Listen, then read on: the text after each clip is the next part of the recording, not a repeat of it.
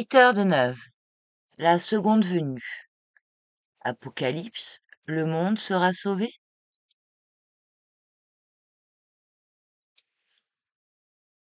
Introduction. Nous considérons que la Terre est une école intérieure. Et il ne faudra pas longtemps avant que cette Terre ne change. Elle a changé de nombreuses fois. Et maintenant, il est temps pour un autre changement. On dit qu'après un certain temps, notre Terre quittera son orbite, que de grandes ténèbres viendront, et que l'obscurité s'abattra sur tous les peuples. Il n'y a personne sur cette terre qui ne soit pas troublé par quelque chose. Ces troubles, cependant, et ces soucis ne sont pas réels. Pourquoi? Parce que dans la vie, comme dans la nature, rien ne se perd, rien ne se gagne. Quand nous disons que rien ne peut être gagné, nous voulons dire que rien ne peut être créé. Et en effet, à l'heure actuelle, aucune nouvelle chose ne peut être créée. Je ne vais pas expliquer pourquoi et pour quelle raison il y a une chose qu'il est important de savoir. C'est que le monde est sur le point d'être liquidé. Il a presque terminé le cercle de son développement. Une nouvelle ère s'annonce, dans lequel de nouvelles choses seront créées. Pour pouvoir créer quelque chose de nouveau, il faut être en harmonie avec le cosmos tout entier, avec toutes les forces élémentaires qui travaillent dans le monde. Il faut savoir une notion correcte de Dieu, afin de comprendre son essence. Il ne s'agit pas de définir ce qu'est Dieu, mais il faut le comprendre. Certains demandent qu'est-ce que l'éternité? L'éternité ne peut pas être définie. S'il s'agit de l'éternité manifestée, définie, on peut en dire beaucoup, car elle s'est définie elle-même. On ne peut rien dire de la vie non manifestée. Le monde rationnel et sublime, dans lequel les gens ne croient pas, a décidé de créer un tel noyau et de commencer son travail conscient. Il est prévu que d'ici la fin du siècle, 8000 adhérents viendront s'incarner dans toutes les parties de la Terre et donneront une nouvelle direction à la vie sociale, religieuse, familiale, ainsi qu'à toute la culture.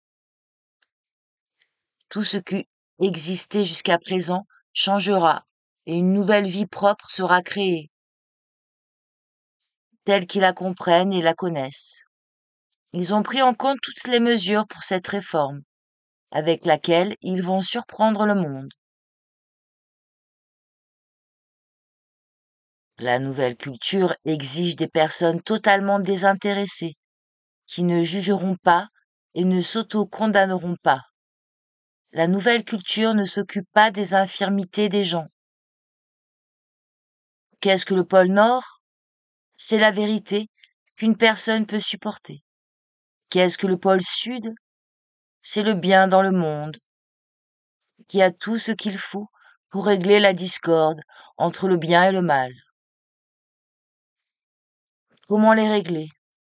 Le bien et le mal vivent au pôle Sud, et la vérité et le mensonge vivent au pôle Nord. Le mensonge est lié à la vérité, et tous deux s'aiment. Mais ils diffèrent par leur nature. Le mensonge est extrêmement cupide, alors que la vérité est si généreuse qu'elle ne veut rien pour elle-même. Elle ne retient rien pour elle-même. La vérité est libre. La vérité veut parfois aller se promener quelque part. Elle laisse le mensonge comme maître. Je te laisse ici pour être le maître, tu t'occupes des choses. Elle part se promener. Le mensonge, laissé seul, commence à piller partout. Les endroits où les deux pôles sont froids, où il y a beaucoup de froid, c'est à cause du mensonge. Le mensonge a rassemblé toute la neige. Il ne laisse rien s'échapper. Il l'a conservée. Quand la vérité arrive, elle dit: combien j'ai gagné? Quand tu vas au pôle Sud, le mâle vole tout, c'est un coquin. Il vole ici et là. Il goûte les richesses accumulées. Puis le bien arrive, il sourit un peu. Le bien marche, se promène sur la terre, et la vérité se promène. Le mal et le mensonge sont assis aux deux pôles gardant leur trésor. Ainsi, lorsque votre vie est parfois misérable, vous êtes comme le mensonge au pôle Nord, qui rassemble tout. Tu veux tout rassembler? Quand tu commences à vouloir tout rassembler, tu es déjà en service, tu as le travail du mensonge. Si tu veux tout rassembler, tu as le devoir du mal. Il a tout, mais rien ne pousse au pôle Nord. On ne peut pas l'utiliser. Puis un changement arrive, changeant le pôle. Un jour, la Terre se retournera. Les pôles Nord et Sud tourneront et deviendront l'équateur. Ce que vous appelez aujourd'hui Est et Ouest sera deux pôles, et la Terre changera. Les pôles ont changé de nombreuses fois. Là se trouvent toutes les richesses rassemblées du mensonge, et toutes les richesses rassemblées du mal. Tout cela va fondre. Il y aura un déluge. Ce grand déluge est arrivé une fois, pour une seule raison. C'est parce que les pôles ont changé, que toutes les richesses du mal et du mensonge ont fondu et ont inondé la terre entière. Parfois, vous perdez courage.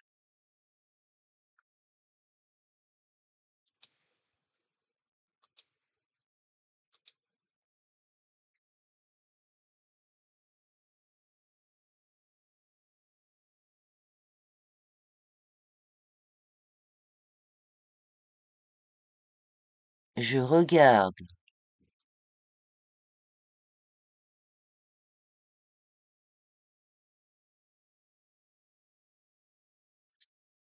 Parfois, vous perdez courage.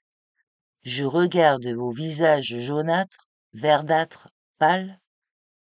Savez-vous comment les hindous expliquent la formation de la race blanche?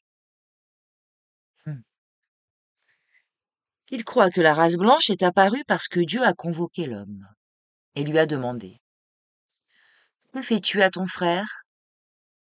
Et l'homme est devenu pâle de peur, car il ne traitait pas bien son frère. Il est devenu blanc par peur. Donc, les blancs sur terre sont devenus blancs par peur.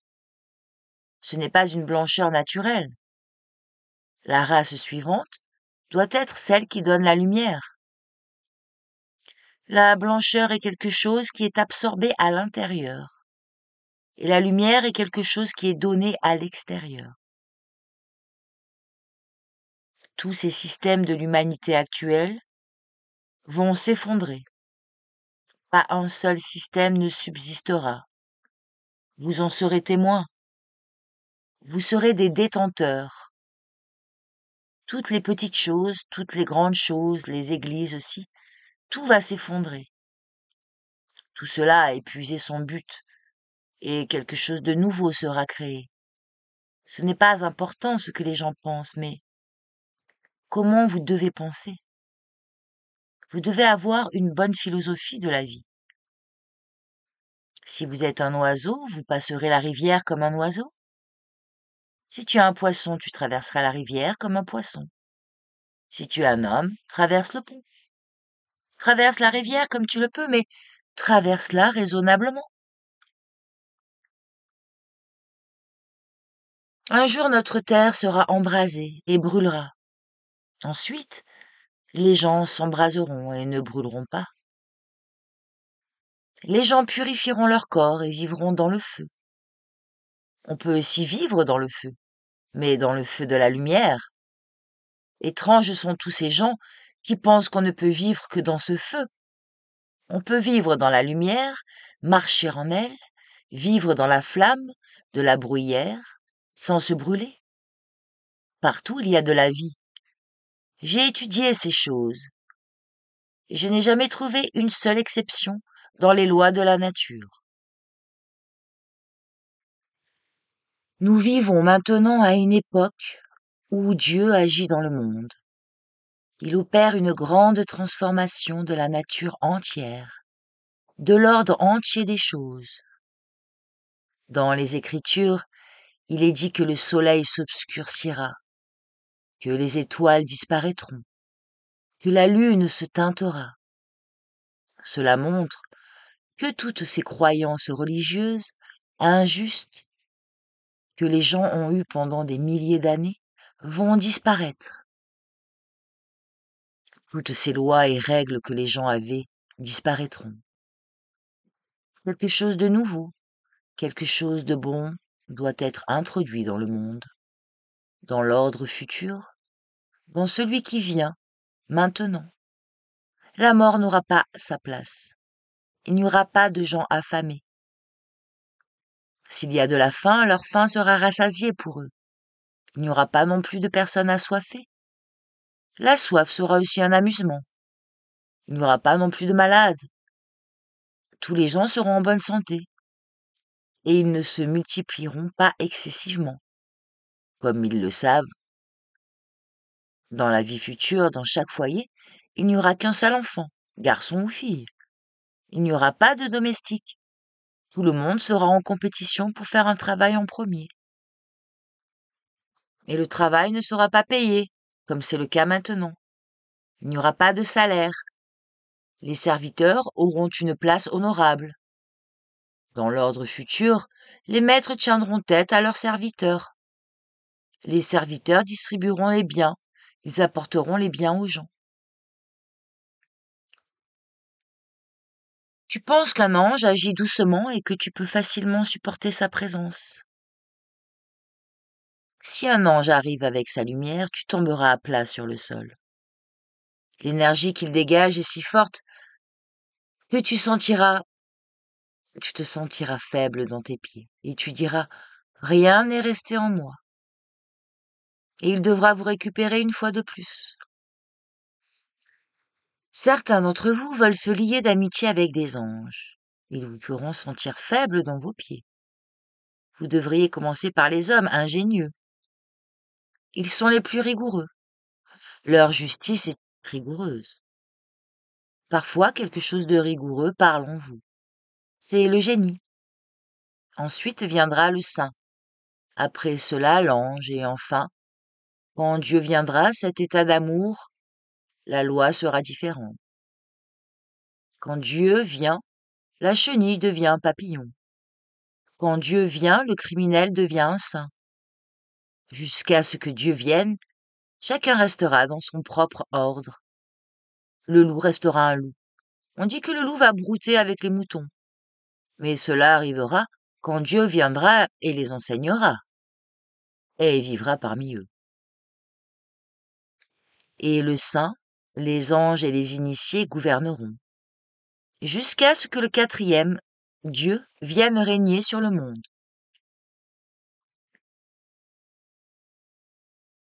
Parce que vous êtes de ceux qui ont peur. Votre avenir ne peut pas être dit, car si tu entres dans le monde invisible, disons que tu sors de ce corps, et avec ton double d'éther, ou ton corps astral, ou ton corps mental, alors dans ce monde tu seras conduit à travers une grande fournaise. Et si vous préservez votre conscience, ce feu brûlant sur terre ne pourra pas vous faire de mal. Vous connaissez l'épreuve des 3 jeunes qui ont été mis dans une fournaise? Si vous connaissez la loi, si vous pouvez augmenter les vibrations de votre corps, si vous pouvez les augmenter à plusieurs millions de vibrations, de plus qu'elles ne le sont maintenant, on peut vous tirer dessus avec une grenade. Et comme à 100 mètres, l'énergie qui sortira de vous se dispersera. L'Écriture sainte dit: la terre, quand elle s'approchera de la face de Dieu, fondra sur le champ. Maintenant, imaginez que la Terre entière, avec les gens modernes, arrive à la face de Dieu, et que la Terre entière disparaisse immédiatement. Nous resterons dans l'air. Que restera-t-il de nous, dites-moi, vous tous, qui êtes maintenant ici? Vous n'êtes pas encore prêts. Ce qui vous arrivera, et ce qui arrive à la Terre, vous aussi, vous allez fondre. Maintenant, certains veulent même voir le Christ. C'est ce que dit l'apôtre Paul. Le Christ, lorsqu'il est arrivé sur terre, a pris l'apparence d'un serviteur. Et ayant été trouvé en apparence comme un homme, il s'est humilié lui-même. Mais il avait aussi une apparence spirituelle qui n'est pas soumise aux mêmes lois. La race noire est le souvenir d'une race qui n'a pas respecté les lois de la nature. La race jaune est le vestige d'une race qui était autrefois florissante. Et la race blanche, qui est maintenant florissante, si nous ne respectons pas l'ordre établi, aura le même destin que les races jaunes, noires et rouges. Et une autre viendra, après elle, comme la race blanche a remplacé la jaune. Donc une autre race remplacera aussi la blanche. Dans la nature, il existe une loi raisonnable qui change de forme, libérant l'esprit et les pensées des gens de leur esclavage intérieur.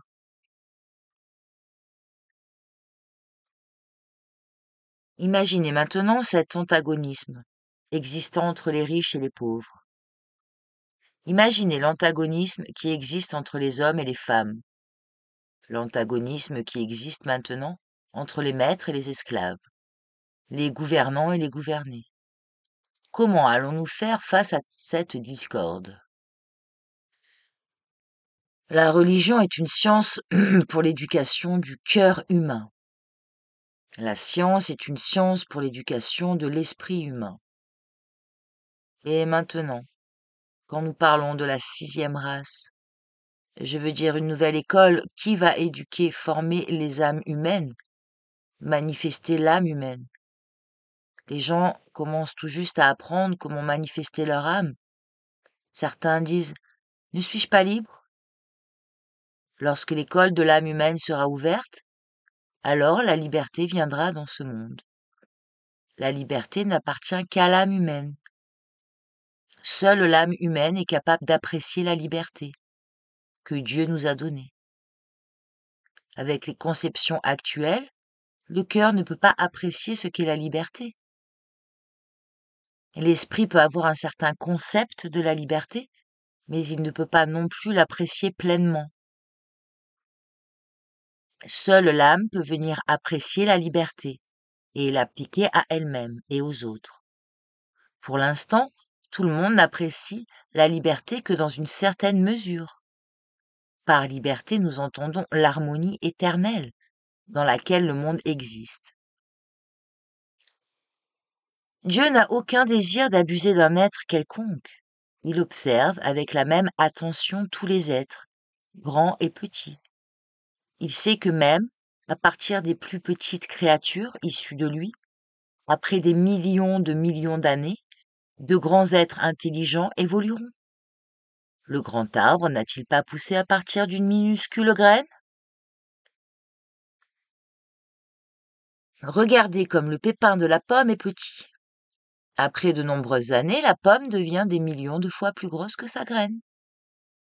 Aujourd'hui, les scientifiques sont divisés en deux. Certains affirment que la Terre s'éloigne du Soleil. D'autres prétendent que la Terre se rapproche du Soleil.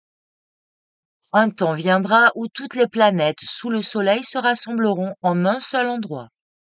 Elles décideront de la manière dont un nouveau monde sera créé. Puis, chaque planète partira dans une direction qui lui est propre. Puis la Terre ira rendre visite à toutes les planètes.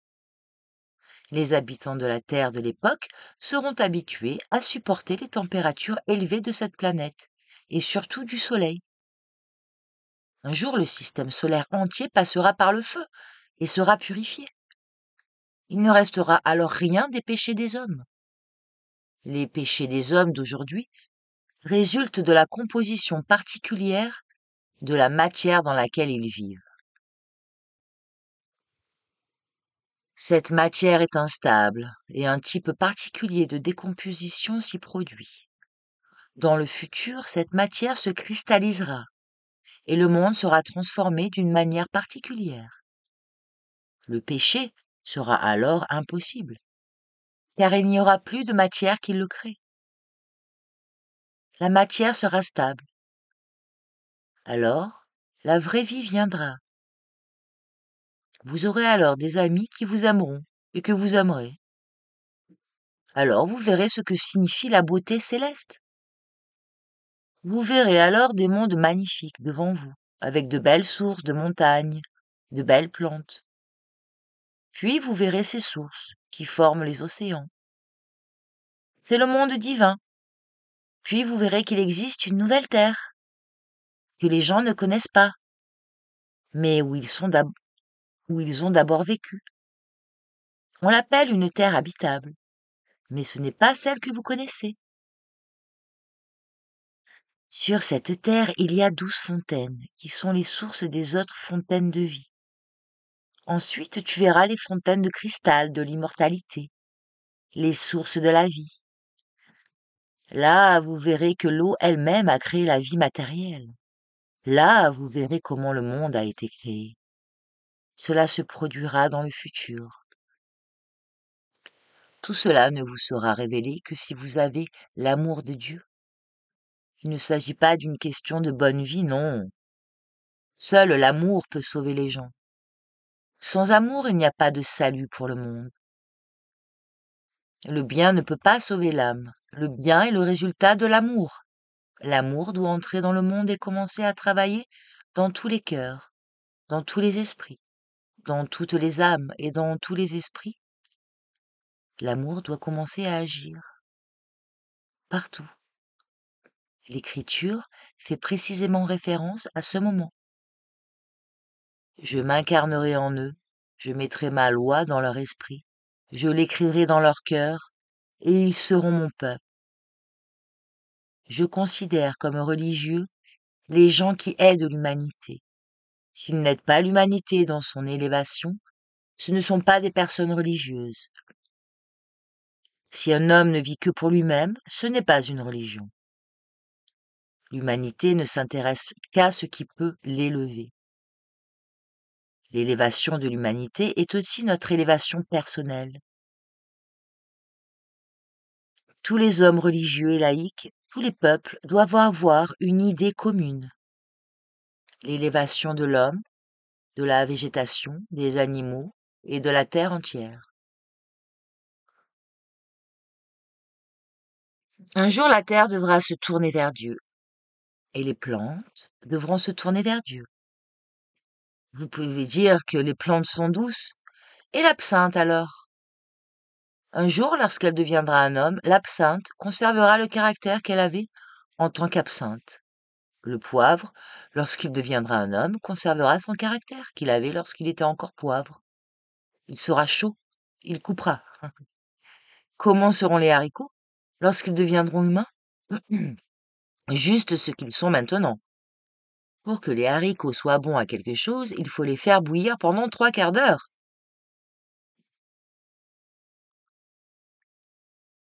Maintenant, je demande, si le monde doit rester sans être frappé par une catastrophe, que faut-il faire? Le monde a besoin de gens bons. Combien de personnes bonnes et justes sont nécessaires aujourd'hui, en Bulgarie, pour qu'elles puissent éviter une grande catastrophe? Combien de bonnes personnes sont nécessaires en Allemagne, en France, en Italie, et parmi tous les peuples pour qu'ils restent comme ils sont maintenant? Combien de bonté doit-il y avoir dans chaque personne pour qu'elle puisse rester ce qu'elle est maintenant? Chaque personne doit avoir au moins 10 bonnes pensées, 10 nobles sentiments et 10 actes justes en elle pour ne pas mourir et rester sur terre. C'est donc le nombre 30, un nombre pair. Si vous avez ce nombre en vous, je peux vous assurer que vous traverserez la mort et serez ressuscité. Si vous n'avez pas ce nombre, vous vous retrouverez dans la position de Sodome et Gomorrhe. Vous vous asseyez et attendez que le monde s'améliore de lui-même. Non, c'est impossible. Vous devez avoir en vous au moins 10 belles pensées, 10 bons souhaits et 10 bons actes. C'est grâce à ces 30 choses que vous connecterez au monde spirituel et que vous découvrirez ce qu'est ce monde. Maintenant, je vais vous donner un exemple, une explication que les savants ne connaissent pas. Regardez nos industriels. Ils ont maintenant tous commencé à extraire le charbon de la terre, car ils en ont besoin. Mais savez-vous quelle était l'époque à laquelle le charbon s'est formé? C'était une telle tyrannie, une telle violence, comme le monde n'en a jamais vu. À cette époque, toutes les plantes et tous les animaux étaient hérissés. Et c'est pourquoi la nature essayait de trouver un moyen de calmer le monde. Finalement, elle a décidé de les transformer, tous en charbon noir. Sans le savoir, les gens pensent qu'à travers le charbon, Dieu leur envoie du bien et commence à l'utiliser dans l'industrie. Cependant, au fur et à mesure que ce charbon brûle, les personnes qui y sont piégées commencent à s'échapper et à se retrouver parmi les gens. Et tous les gens modernes commencent à vivre une période de charbon. Non pas du charbon mort, mais des ambres vivants, qui commencent maintenant à brûler. Vous demandez, que faut-il faire maintenant pour que le monde puisse être réparé? Si vous ne le savez pas, continuez à extraire du charbon. Mais vous devez vivre avec leurs mauvaises conséquences. Les gens modernes ne peuvent pas gérer ces impulsions que la nature avait il y a des siècles.